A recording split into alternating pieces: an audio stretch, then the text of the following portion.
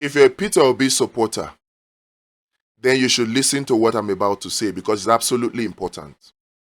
Before I say it, let me ask you one question. How positive, how motivated are you? How motivated are you? How sure are you about the chances of Peter Obi in 2027? I want to ask you this question. If the election should come around, the energy you put in 2023, will you put in that same energy in 2027? That's a question I need to ask. And this question, we need to answer it because I had an experience just yesterday. We went out to do some outreach work, trying to sensitize people about this whole abundance party thing. And we spoke to some people, and they cut across Yorubas, Igbos, Hausas. Many of them seem to believe that, forget it. The way they rigged the election in 2023, that's how they will rig it in 2027. There's no need. Everybody just go and sit down. Let Tinubu do his 2 terms. This is becoming widespread, and it's dangerous if you ask me. And so it becomes very, very important to answer this question. If you're an obedient out there, in fact, not just obedient, you are a Nigerian, you're not even a supporter of Peter Obi, how motivated, how fired up are you? How positive do you see yourself participating in the 2027 presidential election? Right now, there's a narrative that is ongoing to discourage persons from participating in the 2027 election. And it's as a result of this narrative that they are driving that the election of 2023 was rigged by INEC, was rigged by APC, was rigged by the Judiciary, yes, and was rigged by Tinubu. And so because of this, people are in despair. They are almost giving up. But you see, if you think that they rigged the election, that is why Peter Obi did not win, and because of that you are giving up, then you need to hear what I want to say now. The time has come for us to really analyze and expose why Peter Obi really lost. So, because if we don't analyze and critically identify why Peter Obi lost, we will give in to this narrative they are pushing that they rigged it before, they will rig it again. Yes, they rigged. I agree that they rigged. Oh, INEC contributed. APC contributed. Tinubu contributed. Thugs contributed. The Judiciary contributed. I agree. But those are contributing factors. They are contributing factors. The main determining factors is what we need to identify. Why did Peter Obi lose? Before you argue and say, no, he did not lose, the election was rigged, I have just told you that I agree and accept that it was rigged. But when I say, why did Peter Obi lose? He is not president of Nigeria today. According to official figures, he's not the winner. So according to official figures, he lost. Why is it that today the official figures declares Tinubu as president? We need to understand it so that we can move forward in 2027. And this is why I need you to be objective. There are 3 reasons why Peter Obi lost, or why Peter Obi is not president today, maybe even 4. But the first reason is this. Out of the 5 states of the Southeast, now this is number 1 reason. The number of registered voters that collected their PVC in the whole 5 states of the Southeast, the Igbos now. The number of Igbos that collected their PVCs in the southeastern states are about 11 million. 11 million. But then, when you put the total number of votes for Peter Obi together from the 5 southeastern states, they come up to about 1.6 million. What happened? If they rigged elsewhere, did they also rig in Anambra? No. But what happened? We need to ask ourselves this question. It's important. Many Igbos did not come out to vote. And it's not like they wanted to sit down in their house. No. They sat down in their houses because they were afraid. Because somebody was smart enough to instigate someone like Simon Ekpa to push the narrative of sit at home. So they pushed that narrative, and the narrative was not enough. So what did they do? They went further to actually begin to carry out acts of violence in the name of IPOB.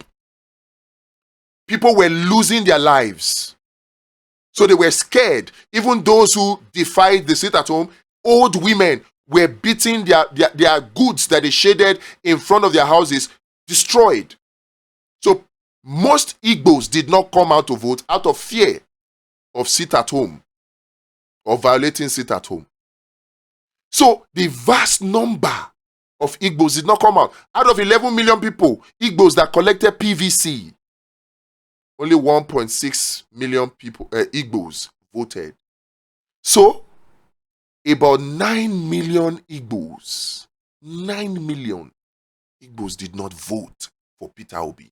So the reason number one why Peter Obi did not win is because Igbos did not vote for him. That's number one. Number two, if you look at the rank and file of the Labour Party, many of the top officials did not believe that Peter Obi will win. They were used to their cash and carry politics. And because of that, they were not engaging in grassroots mobilization. The people who are supposed to know did not engage. They were busy collecting money, busy cashing out, using Peter Obi to cash out. That was what majority of them were doing. So when it came to setting up a collation center, they did not set it up. Even the app, the mobile app, Town Hall, that was created to help to create the structure, to connect people across the 176,000 polling units, even that app was ineffective because it did not get more than even 10,000 downloads. Why? The Labour Party structure, the rank and file of Labour Party did not put in their all because they did not believe that Peter Obi could win.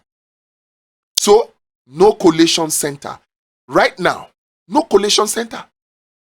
If you say Peter Obi won, has anybody seen any official figures from Labour Party to say, INEC, you lied. You gave Tinubu 8.4 million votes. It is supposed to be 7 million. You gave Peter Obi 6.1 million votes. It is supposed to be 9 million. Have you seen any of such collation anywhere? It is a right of the party to do it. The Electoral Act 2022 does not forbid the Labour Party from doing their own Labour Party collation. Because they did not believe that Peter Obi could win, they did not go the whole hog. They did not put their all in it. They were busy trusting that INEC will do direct transmission of results from polling units. Even when people like us that are novice to politics were shouting at the top of our voice that INEC will not do it. INEC will not do it. Do your own. They didn't set it up. And so they don't have their own collated results. So number two reason why Peter Obi lost is because of the ineptitude and the greed of most of the rank and file of the Labour Party. That's the second reason Peter Obi lost. The third one, in fact, before I go to the third one, let me quickly add this. When it came to the polling unit, because this links to the third reason, when it came to polling unit agent, these same people who didn't believe that Peter Obi could win, instead of putting passionate Nigerians, passionate, obedient as polling unit agents. They went and started collecting names of their friends so that I'm putting it there. People who didn't even care about Peter Obi as polling unit agent, so they can use it to collect money. And so you had polling agents. Number one, they didn't even come up with polling unit agent across all the polling units. Even the ones they brought were now polling unit agents that were not even on ground. Polling unit agents who were not passionate about Peter Obi. In fact, in some places, polling unit agents that were not even Labour Party. You just collected polling unit agents so that they can collect money. Number two reason, Labour Party rank and file. The fact that they did not believe that Peter Obi could win. The number three reason why Peter Obi lost is because it's also stemming from number two. The most important document in the election of Nigeria so far, right now, according to the 2022 Electoral Act, is Form EC8A. Form EC8A. How many Form EC8A original gotten from the polling unit agent does Labour Party have? How many original Form EC8A from the polling unit originals that were obtained from Labour Party's polling unit agent? How many of them do we have? How many? The other day, Aisha Yesufu gave an interview. And in giving that interview, she was trying to paint a picture that she was not corrupt, she would not allow corruption, but certain things started leaking out. On the day of the election, according to Aisha Yesufu, they gave her, some people started asking for money, state coordinators were asking for money to give to polling unit agents. Aisha refused, saying that no, they should send the account number directly to her. She will be the one to pay polling unit agents. How can one person pay 140,000 polling unit agents? How? How? I know there's a place for activism, but you should think strategy sometimes. And so the polling unit agents, they were arguing, oh, send the money. No, we will not send the money. No, I will send the money. At the end of the day, when Peter Obi intervened, according to what Aisha Yesufu said, that Peter Obi now said, okay, we will send the money to the coordinators, but bring from EC8A, polling unit result. Guess what? According to Aisha Yesufu, not me now, the people now said that the polling unit agents, they don't have from EC8A. They don't have polling unit results.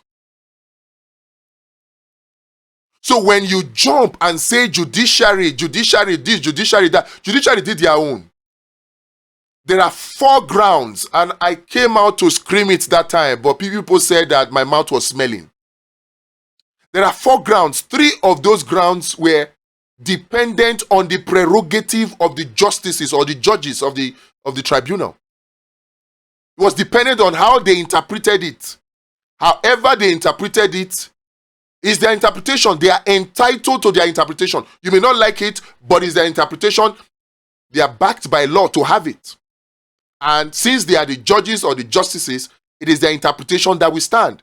And I was saying, there's only one ground that cannot be left to the discretion or the prerogative of the judges or justices, even up to the Supreme Court. And that is what? Polling unit form EC8A.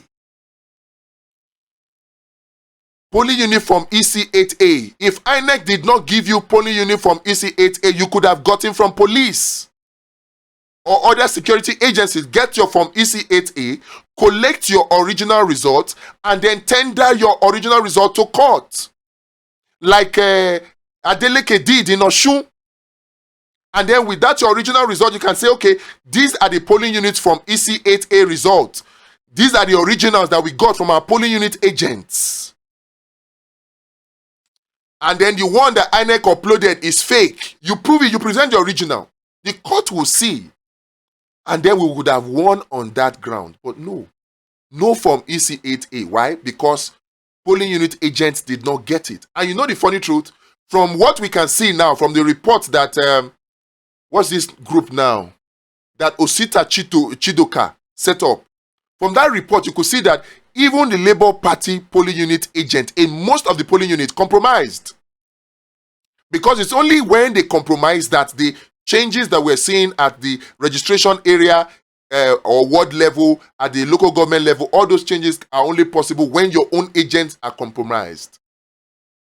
You are not able to get your own results from the polling unit real time and doing your own real time collation side by side, so that when INEC gives you their figure, you are giving INEC their figure. Look at what happened when they were doing the collation of Kwara. When Dino Melaye came out to start speaking, Mahmoud said, give me, these are the figures. What is your own figure? We could not provide our own figure at that point because of failure to set up collation. So that's the number 3 reasons from EC8A.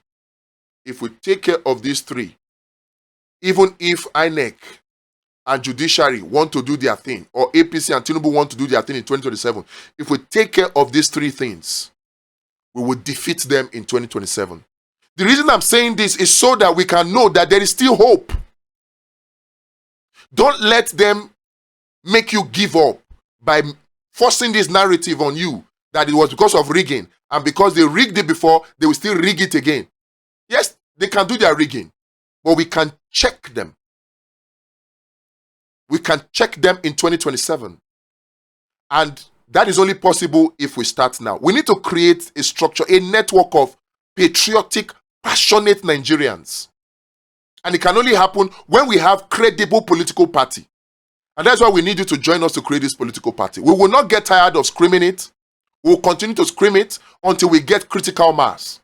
And the earlier we do it, the better. Now they're just deceiving us and distracting us with all manner of stories. The things that we're supposed to be doing, we're not doing. We're not creating that structure. We're not networking.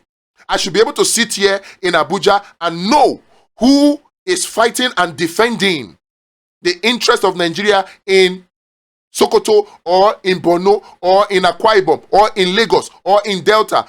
We should be able to know. We should be communicating. We should be having weekly online, offline meetings talking about solutions. But right now, what we are busy doing is complaining. And you know the funny truth? Tinubu and his APC, they know how to give us things to complain about. We have been complaining before. We didn't get results. If we think that we will get a different result by continuing to complain, we joke and we kid ourselves. And it's not by protest too. The only protest that will help us is an intellectual protest. And it can only happen when we create this new political party. Click the link in the description to join us. We need to work together.